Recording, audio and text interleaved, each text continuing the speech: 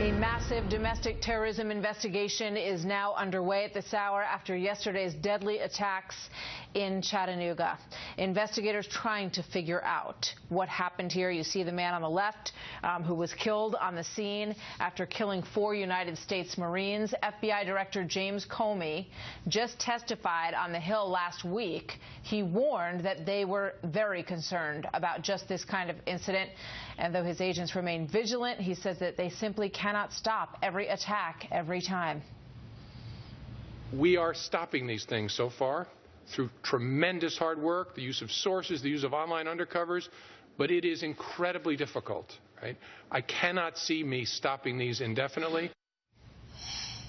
And he has been trying his hardest, the director of the FBI, James Comey. I'm joined by Texas Congressman Mac Thornberry.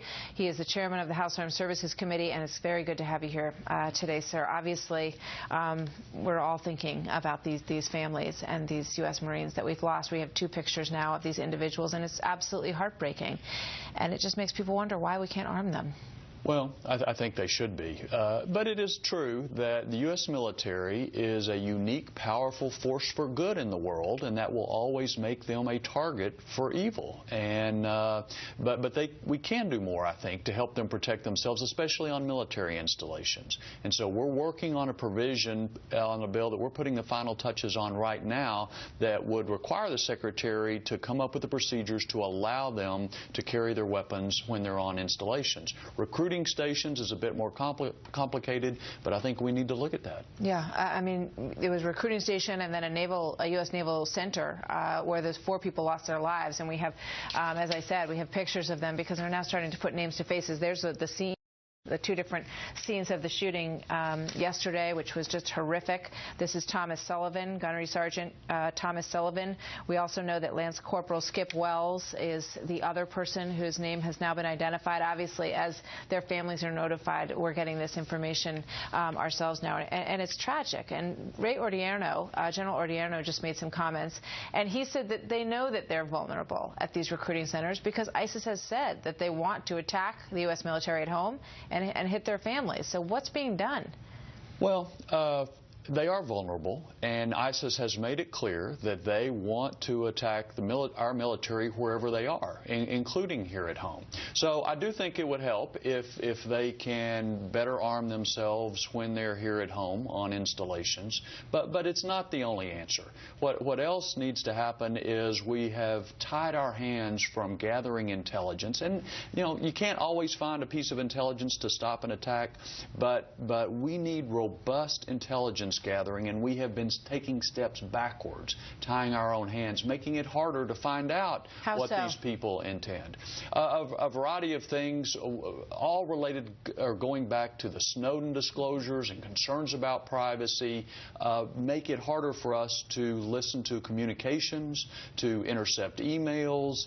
There may have been a fragment of a communication which could have helped us onto this. The other part of it is we're not doing very well at all in fighting the ideological war. So ISIS is out there broadcasting, encouraging people, especially towards the end of Ramadan, to go out and attack Americans. There are not enough Muslim voices saying, no, don't do that. That's the wrong thing to do. And there is, as well as this physical war in the Middle East and around the world, there's an ideological war that's going on over the and other places, and we're not really in that battlefield. Yeah, you know, we hear that given lip service. The president has said, you know, we need to have a stronger presence in social media. We need to fight back because one element of this fight is there. Clearly, that's where they're recruiting. You know, we used to hear about people being recruited in prisons and elsewhere, but now these are kids. He went to college, and he's, you know, may have been recruited online. Certainly we've seen parallel stories that look just like that. But there doesn't seem to be any real effort. And is that because we're not willing to sort of name who we would be addressing that to? Well, that is certainly part of the president's problem. He's not willing to speak clearly about this threat and what we face and how we should deal with it.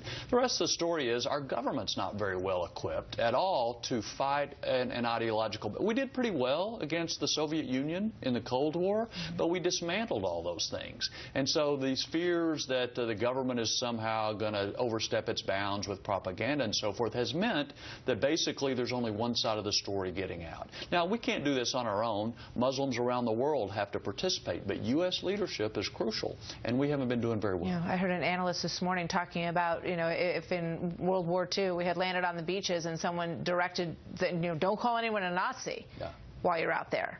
I mean, it would be absurd. Yeah. It's absurd. Is that not an accurate parallel? No, I think it has a lot of application to this situation. You have to be able to speak clearly about the enemy that you're facing. Yeah. You have to be able to learn all you can about them, including listen to their communications.